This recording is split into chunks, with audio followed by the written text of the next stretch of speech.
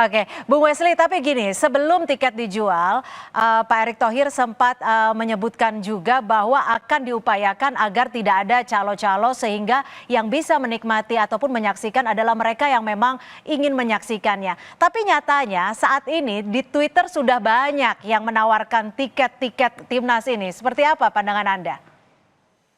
Ya inilah kesempatan dalam kesempitan mungkin bagi orang-orang yang berprofesi sebagai calo, sebagai maklar tiket, dan itu sudah terjadi bertahun-tahun, sulit dihapuskan kalau kita juga masih percaya beli tiket bukan di akun resmi. Karena kitalah yang menghidupkan calo-calo itu, karena kita masih memberikan mereka peluang untuk menjual tiket dengan harga yang luar biasa.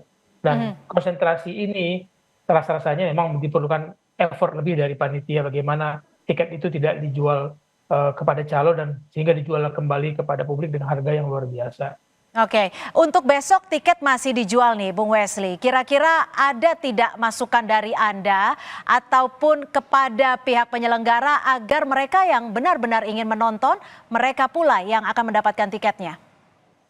Pasti sudah teman-teman dari tiket.com, dari PSSI pasti sudah memperkirakan hal ini akan menjadi sebuah kendala atau tantangan tersendiri dalam jual tiket. Tapi dengan menyertakan aturan-aturan satu KTP dua tiket itu sebenarnya sudah mulai membuat saringan-saringan bahwa tiket hanya bisa dibeli oleh mereka yang punya KTP dan mendaftarkan itu. Jadi itu sebuah saringan yang sudah sangat baik menurut saya dilakukan. Tapi ya kembali ketika ada orang tidak dapat dan ada lihat peluang di sosial media mau dimanapun aplikasinya dan kita mau membeli, ya risikonya kembali kepada kita dan itu kemudian menyuburkan praktek-praktek pencalonan itu.